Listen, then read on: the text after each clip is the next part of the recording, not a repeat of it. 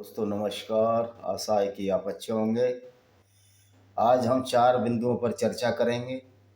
एक कुम पर चर्चा करेंगे, एक जिहाद पर, एक एंजिल फरिश्ता जो इनका इस्लाम का फरिश्ता है, और एक ये शैतान इस्लाम में मूर्ति पूजा है या नहीं है, या इस्लाम में एक ईश्वरवाद है या नहीं है, यानी कि एक ईश्वर की पूजा है या एक ऑलमाइटी की।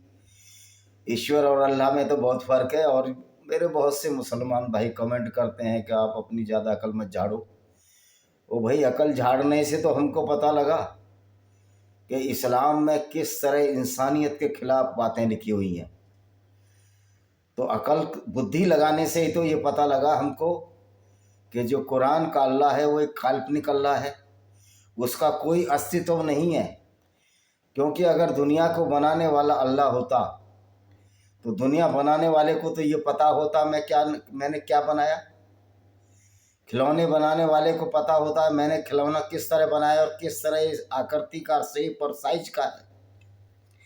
लेकिन बड़ा ही अचंभे का दृश्य है कि जो दुनिया को बनाने वाला अल्लाह है उसको ये पता ही नहीं कि पृथ्वी चपटी नहीं, पृथ्वी गोल है। कुरान का अल्लाह कहता है पृथ्वी चपटी है।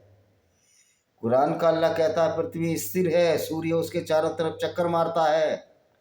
क्योंकि मोहम्मद को तो यही दिखता था कि सूरज पूरब की तरफ से निकलकर पश्चिम की तरफ से निकल जाता है।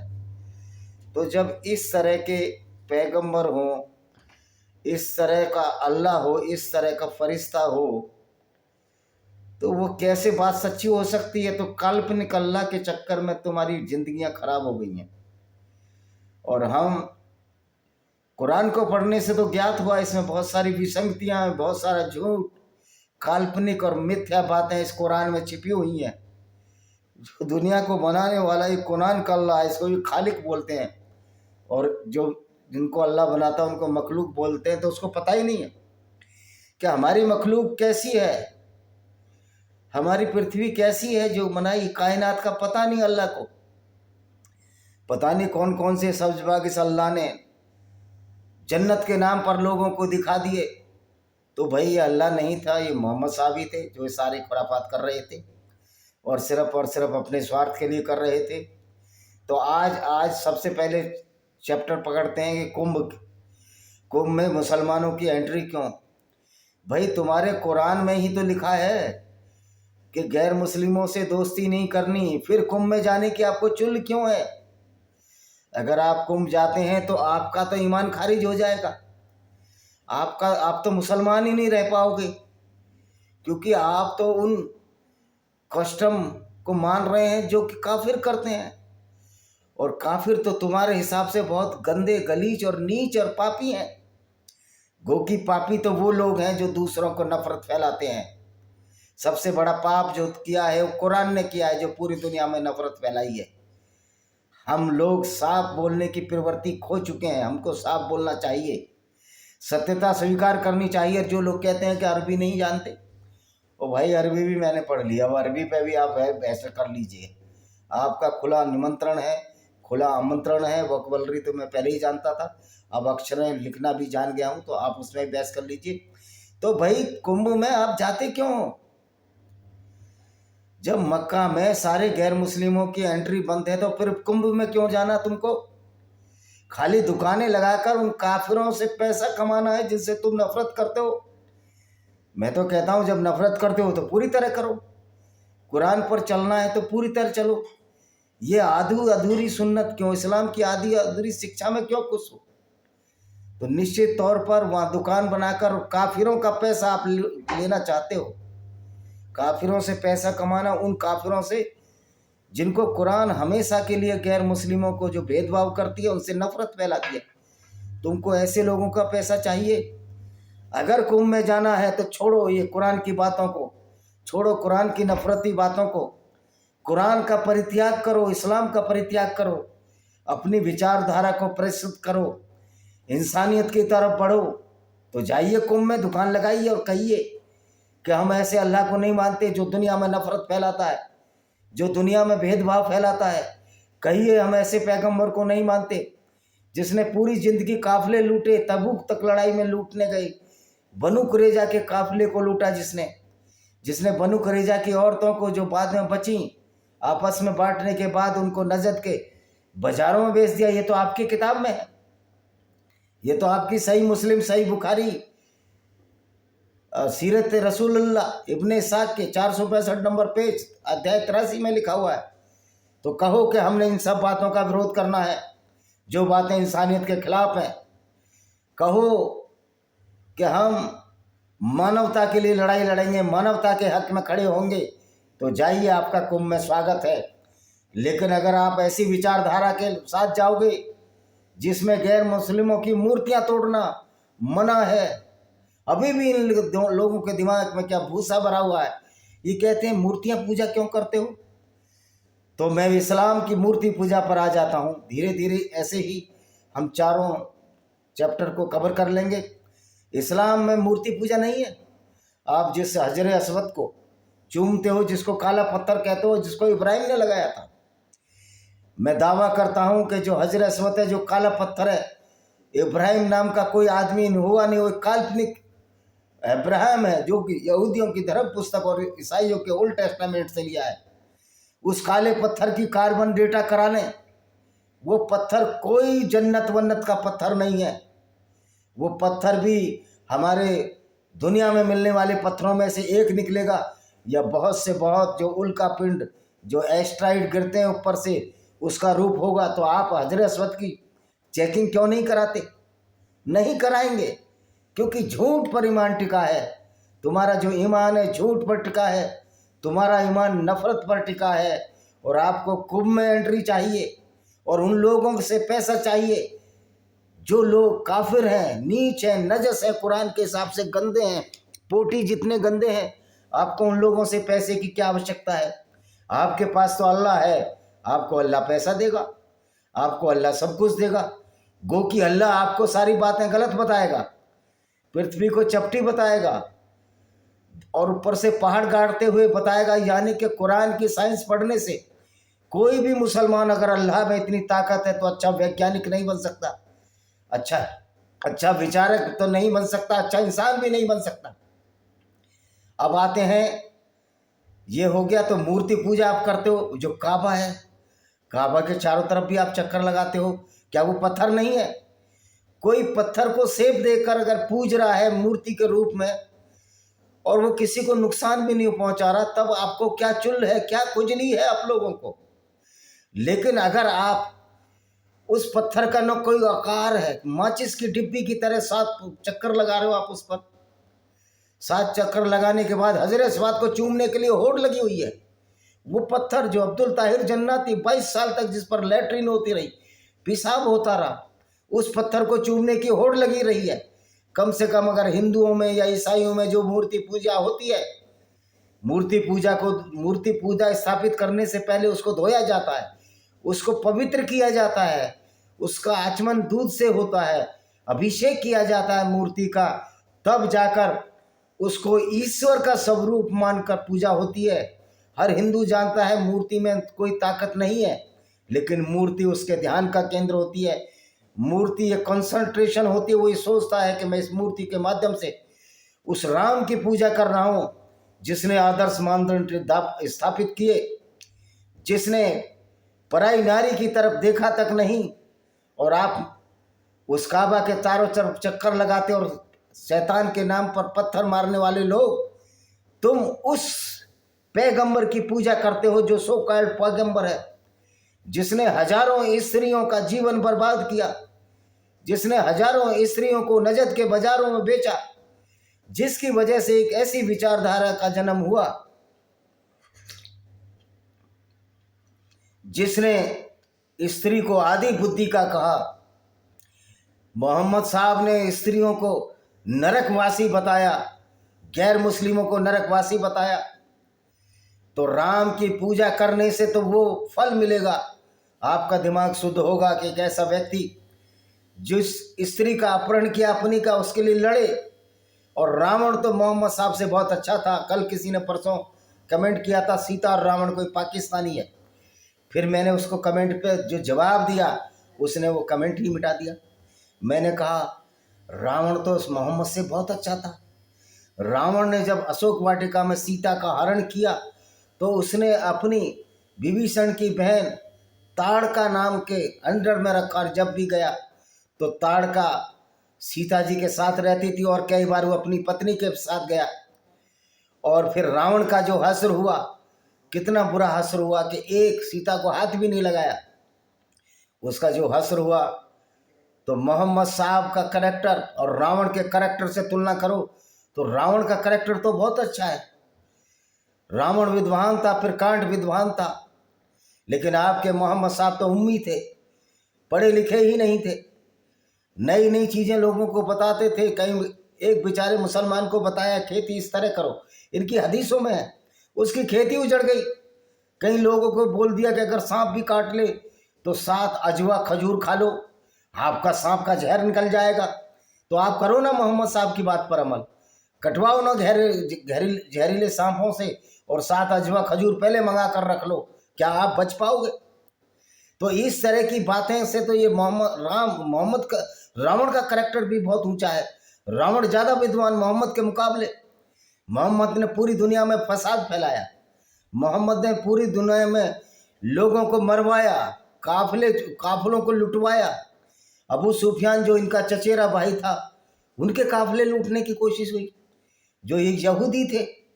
और मोहम्मद साहब ने तो अपने माता पिता को भी तोहमत दी कि वो मुसलमान नहीं बने, इसलिए वो भी नरक में होंगे। ये भी आपकी हदीसों में। जब एक व्यक्ति पूछने आया कि मेरे पिता ने इस्लाम ग्रहण नहीं किया तो क्या वो नरक में जाएंगे, तो मोहम्मद साहब बोले मेरे पिता, मेरी माँ और तुम्हारे पिता भी नरक में जाएंगे, कि तीनों मुसलमान ही नहीं थे। ओ भाई, इस तरह की हरकतें कर कर, दुनिया में नफरत फैलाकर, फसाद फैलाकर, दुनिया में मूर्खता और अज्ञानता फैलाकर, कुरान की वजह से जो अज्ञानता दुनिया में फैल रही है और कुरान की जगह से जो हिंसा फैली, उससे आप कैसे जन्नत में जाओगे? इसका मतलब तुम्हारी जन्नत भी झूठी, तुम्हारा अल्लाह भी झूठा, तुम्हारे पैगंबर साहब भी झूठे। और पैगंबर को पैगंबर कहने में मुझे तो शर्म आती है। तो मेरा मुसलमान भाइयों से ये निवेदन है कि आप सच्चाई को समझो।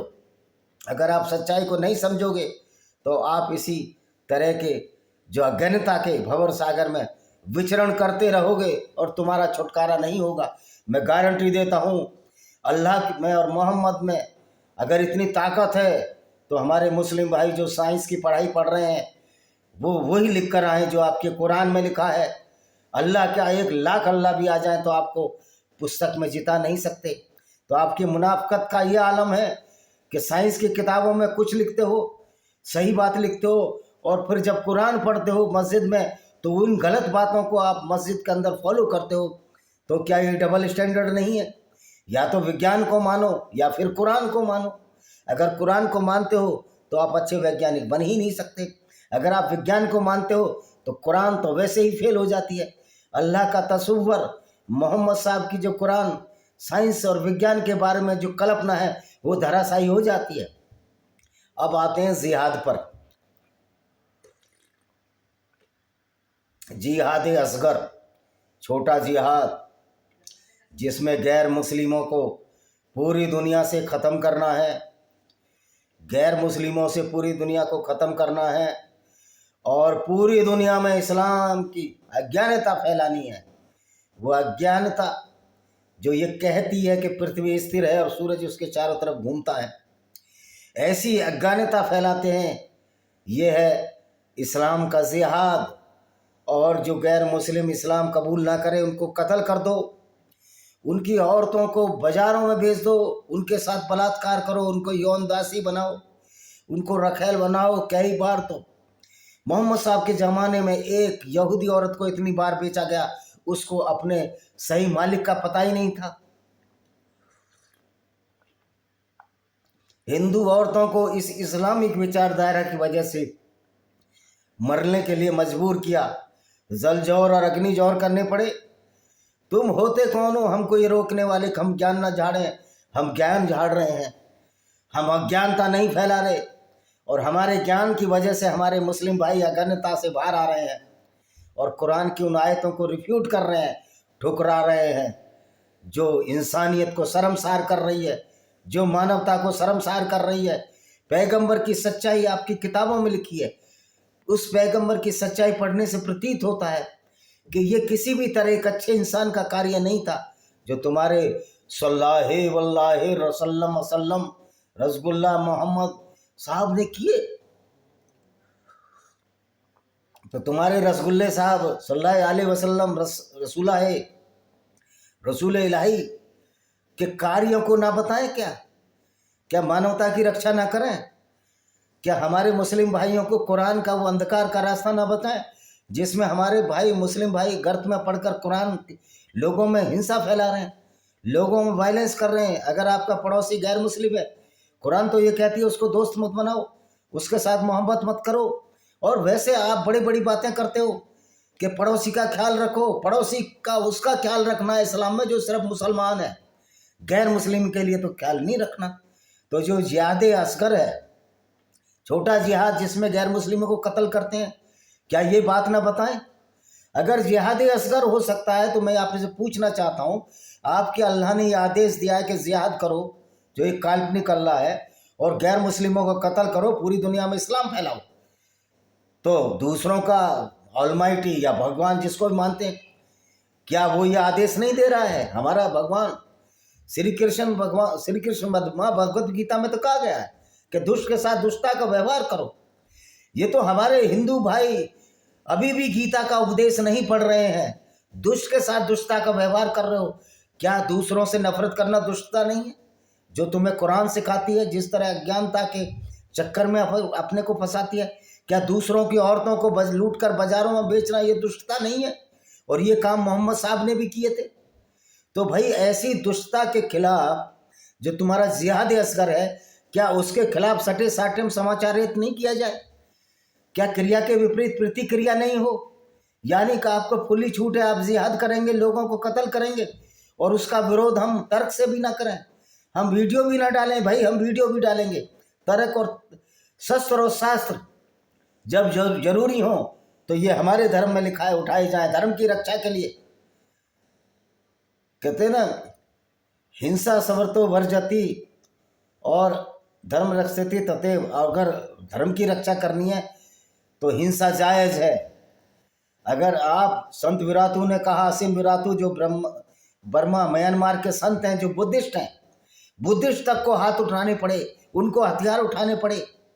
उन्होंने साफ साफ कहा, जब रोहिंग्या मुस्लिम व हिंदू और बौद्ध स्त्रियों के साथ बलात्कार करने लगे, क्योंकि ये तो तुम्हारे पैगंबर साहब की सुन्नत है, गैर मुस्लिमों से बलात्कार करो, ये तो तुम्हारे पैगंबर की शिक्षा है। तो संत असीम विरातु ने कहा, आप कितने भी अच्छे हों, पागल कुत्तों के साथ नहीं सो सकते।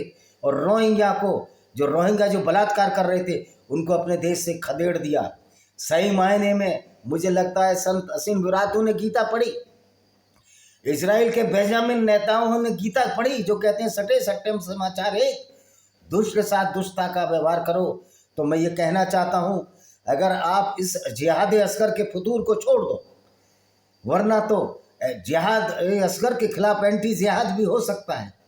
आज दुनिया स्वतंत्र है, हर आदमी अपने जान की रक्षा के लिए स्वतंत्र है, और ये हमारा अधिकार है कि हम कुरान की उन बातों को बताएं जो हमारे लिए खतरा है। ये कोई हेट स्पीच में नहीं आती। अगर हेट स्पीच है तो सबसे बड़ी हेट स्पीच कुरान है, और उस कुरान में ऐसी ऐसी बातें लिखी हैं जिनको पढ़कर मुझे हैरत होती थी जब तक मैंने कुरान नहीं पढ़ा था। आज भी बहुत सारे हिंदू, जैन, सिख, मुस्लिम भी कहते हैं नहीं, कुरान में ऐसा नहीं लिखा, क्योंकि उन बेचारों का कोई कसूर ही नहीं है, उन्होंने कुरान ही नहीं पढ़ी। और जिन लोगों ने कुरान पढ़ लिया है, जो लोग कुरान पर अमल कर रहे हैं, वो तालिबान बन जाते हैं, वो मसूद अजहर बन जाते हैं, वो हाफिज सईद बन जाते हैं, वो मोहम्मद अता बन जाते हैं जिसने 9/11 का अटैक किया था, वो अब अजमल कसाब बन जाते हैं। और बहुत सारे, कल एक पकड़ा गया जो अयूब, जो आशीष नाम से घूम रहा था कुंभ के मेले में। तो हम आपको कुंभ के मेले में एंट्री दें? तुम गजवा वहाँ पर तुम जिहाद फैलाओ, हिंदुओं को कत्ल करो। अब गजवाए हिंद पर भी आ जाते हैं। गजवाए हिंद हमारा चौथा टॉपिक था। ये गजवाए हिंद क्या है? गजवाए हिंद एक पागलपन है। जो सोचे कि है कोई गजवाए हिंद, उसकी बुद्धि है कुंद, यानी पागल हो चुका है। तो पागलपन का एक इलाज है कि इनको किस तरह समझाया जाए। पागलों को समझाने के दो ही तरीके होते हैं। एक तो ज़हनी तौर पर पागल होता है, जिसका मस्तिष्क ही बेचारे का विकलांग है, वो दिव्यांग है, उसके लिए तो इलाज की ज़रूरत होती है। लेकिन जो ज़हनी तौर पर जिनकी मानसिकता ही इस्लाम की वजह से इस तरह की हो गई हो, तो ये पागलपन है। जो गजवाए हिंद है, ये पागलपन है। गजवाए हिंद तो उन लोगों पर हो चुका जो लोग अब से कन्वर्टेड होकर मुसलमान बन गए, जो इंडियन सब कॉन्टिनेंट में रहते हैं। मैं बांग्लादेश के एक्स मुस्लिम, भारत के एक्स मुस्लिम और पाकिस्तान के एक्स मुस्लिमों को बधाई देना चाहता हूँ। उनको उनको आशीष देना चाहता हूँ बड़ा होने के नाते, अगर मैं उनसे बड़ा हूँ उम्र में, या उनको शुभकामनाएं देता हूँ कि उन्होंने एक ऐसा रास्ता हमारे लिए तैयार कर दिया है जो गजवाए हिंद जिहाद असगर की हवा निकाल रहा है। गुब्बारा जो इस्लाम का, उसमें पंचर कर रहा है। और ऐसे गुब्बारे में जिसमें नफरत भरी हो, जिसमें ऐसी सामग्री भरी हो, विस्फोटक सामग्री कुरान के रूप में, जो कि दुनिया को तबाह करने के लिए पर्याप्त है, तो भाई आपको भी समझना चाहिए कि ये अब जिहाद असगर और गजवाए हिंद, ये जो सोचे गजवाए हिंद, उसकी बुद्धि है कुंद, यानी उसमें दिमाग ही नहीं है। वैसे भी तो इस्लाम कहता है कि मजहब में अकल का दखल नहीं है। जब ब्रेन निवास हो जाए तो फिर इलाज क्या रह जाता है। और उस ब्रेन वास के चक्कर में लोगों को आप सिर्फ इसलिए कत्ल कर रहे हो कि आपको जन्नत मिल जाएगी, आपको स्वर्ग का रास्ता खुल जाएगा। अरे वो जन्नत है किधर? LIC की पॉलिसी, इंश्योरेंस पॉलिसी की तो गारंटी है, लेकिन तुम्हारे खुदा की, तुम्हारे अल्लाह की जो पॉलिसी है जन्नत की, उसकी कोई गारंटी नहीं है। क्योंकि अल्लाह को, दुनिया बनाने वाले को खुद पता ही नहीं कि दुनिया कैसे बनी है। तो जब उसको कुछ अता पता ही नहीं है, अता पता लापता एक फिल्म भी बनी थी, तो आप उनकी बातें मान रहे हो। आप अज्ञानता के सागर में तैर रहे हो बिना बोलिए क्या। अज्ञानता के सागर में तैरने का मतलब है आपने लाइफ जैकेट भी नहीं पहनी है, क्योंकि लाइफ जैकेट दिमाग से आती है। और दिमाग को तो पहले ही एक बहुत महसूस कारण है कि जब इस्लाम किक मारता है तो ब्रेन आउट हो जाता है। तो भाइयों, आप इस अज्ञानता के अंधकार से हटो। न गजवाए हिंद होगा, न कोई अल्लाह है, और पैगंबर साहब का तो कैरेक्टर आपके सामने है। मैं क्या कहूँ, आपको अपनी किताबें पढ़ लो। और रही ज्ञान की बात, ज्ञान बताने से ही ज्ञान बढ़ता है। हम ऐसा ज्ञान नहीं बांट रहे, ऐसी मूर्खता नहीं बांट रहे कि धरती चपटी है, पहाड़ ऊपर से गाड़ दिए। ओ भाई, तुम्हारे अल्लाह को कुछ आता पता है? पहाड़ नीचे से जब प्लेटें टकराती तब बनते हैं। मूर्ति पूजा के नाम पर चुल्ले, खुद तुम उस पत्थर को चूमते हो जिस पर लैट्रिन और पेशाब होता रहा। हिंदू कोई मूर्ति नहीं चूमता, ईसाई कोई मूर्ति नहीं चूमता, और मूर्ति चूम के वो कत्ल करने के लिए नहीं चला जाता। तुम उस शैतान को पत्थर मान रहे हो। वो शैतान ने तो किसी भी गैर मुस्लिम को नहीं भटकाया, तुमको तो सबसे ज्यादा भटकाया तो वो फरिश्ता, जो तुम्हारा सो कॉल्ड फरिश्ता है, जिसको तुम जिब्रील कहते हो। वो जिब्रील शैतान था या फरिश्ता था जो ऐसी आयतें लाता था जो लोगों को कत्ल करती थी। तो दोस्तों, मेरी एक किताब है इसी के ऊपर लिखी हुई है, blender of blasphemy by Vijay Kumar Pal. ये अमेजॉन, गूगल पर है। दूसरी किताब है laments of Sinjar, tears of Yazidi women by Vijay Kumar Pal. ये भी अमेजॉन और फ्लिपकार्ट पर है। तीसरी किताब है जौहर, जिसमें बताया गया किस तरह हिंदू औरतों को अपनी जान की बाजी लगाने के लिए तालाबों में कूदना पड़ा। चौथी किताब है लॉस्ट पैराडाइज कश्मीर, कश्मीर को इस्लाम ने किस तरह बर्बाद किया। छठी है डिस्क्रिमिनेटेड हिंदू बाय विजय कुमार पाल। और 4 किताबें और हैं, जैसे ही आप खोलोगे तो आपको सारी किताबें गूगल अमेजन पर मिल जाएंगी। इनको खरीदिए, इस्लाम की सच्चाई को जानिए। और मेरा चैलेंज पूरी दुनिया के मुल्लों को है, मौलवियों को, इन किताबों को गलत साबित करके दिखाएं। मैं खुद अपनी जेब से 1 लाख रुपए का इनाम उसको दूंगा, लेकिन आप साबित नहीं कर सकते। आप में इतना दिमाग नहीं, इतना ब्रेन नहीं, क्योंकि दिमाग तो कुंठित हो जाता है जब आप ये पढ़ते हैं कि धरती चपटी है, पहाड़ ऊपर से गाड़ दिए, धरती स्थिर है, सूरज उसके चारों तरफ घूमता। अजीब ज्ञान, अजीब विज्ञान,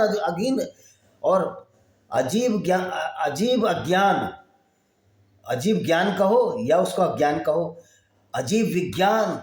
और तुम जन्नत की सैर करना चाहते हो, लोगों को कत्ल करके कुंभ में तुमको पैसे भी चाहिए, और उनसे पैसे चाहिए उन हिंदुओं से जो मूर्ति पूजते हैं, जो निचले दर्जे के, काफिर हैं तुम्हारी किताब कुरान की नज़र में, तो भाई उनसे पैसे की क्या जरूरत है? हमारा तो पैसा गंदा है, हम तो गंदे हैं। मैं तो कहता हूँ हमसे पढ़ो भी मत, जो हिंदू टीचर हैं उनसे मत पढ़ो, तो उन पवित्र लोगों से पढ़ो, उन पवित्र लोगों से पढ़ो जो पूरी दुनिया को फसाद फैलाकर पूरी दुनिया में औरतों की बेइज्जती करके जो जन्नत जाना चाहते हैं। ओ भाई कब आपका दिमाग खुलेंगे, कब दिमाग के चक्षु खुलेंगे? और भाई अगर उन्होंने कमेंट किया है कि ज्ञान मत झाड़ो, तो दर्द तो हुआ है, मूर्खों को दर्द हुआ ही करता है, और ये दर्द बड़ा अच्छा है। जो कहते हैं ना ये घाव हैं, तो घाव बड़े अच्छे हैं। तो हो सकता है कि तुम्हारी मूर्खता का आलम धीरे धीरे कम हो जाए, तुम भी इंसानियत की तरफ दौड़ो। इसी के साथ इस वीडियो को हम विराम देते हैं। वंदे मातरम, जय हिंद, आपका दिन शुभ।